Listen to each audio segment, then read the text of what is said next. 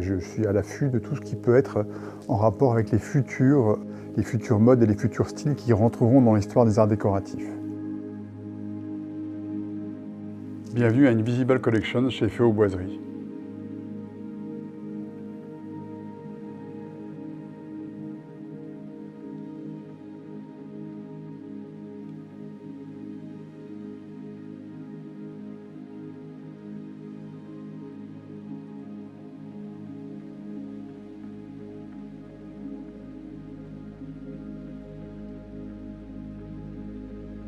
En fait, j'ai commencé à collectionner très tôt. J'ai eu le virus de la collection qui m'a été transmis par mon grand-père très jeune.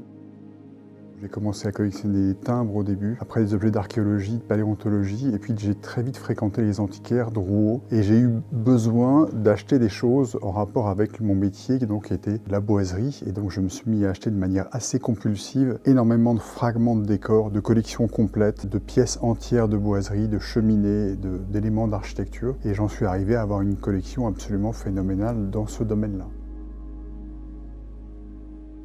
En fait, j'avais un modèle qui était un monsieur Hunchel, qui était un grand décorateur du début du siècle, qui a vendu l'ensemble de sa collection à J.P. Morgan, qui a fait son premier don des arts décoratifs français au Metropolitan de New York, à ce moment-là, avec cette collection. Et ce monsieur est un des modèles pour moi en termes de créativité, de regroupement dans différents domaines, de fragments de décors, style par style. Et ça a été un peu mon mentor au début. Puis après, je me suis mis à collectionner du XXe siècle, des choses même plus tardives. Il y a une pièce qui me tient vraiment à cœur, c'est le petit salon de musique de la princesse Winnaretta de Polignac-Singer, une pièce entièrement décorée par Jean-Michel Franck en marqueterie de paille, avec un ton clair, très moreau-doré. J'aime beaucoup cette pièce pour son histoire, mais aussi pour sa créativité, sa modernité pour l'époque, et c'est une pièce magnifique. Parmi les objets que je préfère ici, j'ai une très jolie paire de chapiteaux en bronze doré, qui ont été créés par Percier-Fontaine, qui sont les architectes de Napoléon, qui ont créé le style Empire pour Napoléon. Et ceux-là ont été faits en 1806 pour le bureau de Napoléon à la Malmaison. Il en manque deux là-bas et je les ai récupérés dans des conditions un petit peu amusantes. Il y a une démolition dans un appartement avenue Foch où il y avait une série de chapiteaux comme ça qui avaient été réinstallés par la maison Janssen. On pensait qu'ils étaient tous en plâtre et en fait il y en avait deux qui étaient en bronze doré d'époque et c'est à ce moment-là que j'ai pu les récupérer. Là, on a une pièce maîtresse de la fin des arts décoratifs qui a dû être faite à tout début des années 40 ou la fin des années 30 par Arbus et Poira. C'est une pièce assez extraordinaire, c'est un miroir que j'appelle miroir mystérieux. Il n'y a aucune réflexion, il y a une espèce de vieux miroir au mercure complètement usé, mais l'architecture de l'objet est assez extraordinaire.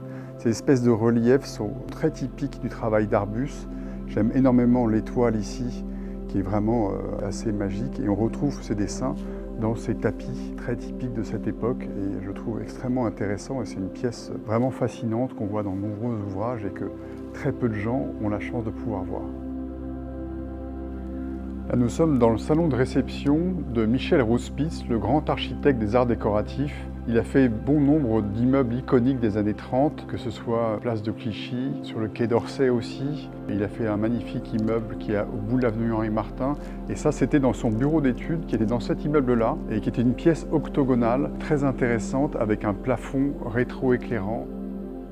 Et ce que j'aime beaucoup, c'est ces petites niches un peu brutalistes. On est quand même dans un motif qui est très avant-gardiste pour l'époque, très cubiste d'esprit. Le choix du bois est très unique et il va y avoir une petite banquette qu'on va réinstaller ici. Il y avait ça à l'origine avec un beau tapis, des objets, des livres. Franchement, c'est une pièce extrêmement intéressante et qui est vraiment le reflet de son époque. Nous avons une très jolie collection d'environ 50 maquettes qui sont très intéressantes parce qu'elles ont été faites par la maison Carlian, qui était une très grande maison de décoration du début du siècle. Ils avaient fait ça à but didactique pour que les clients puissent voir les différentes possibilités que cette maison de décoration pouvait leur proposer.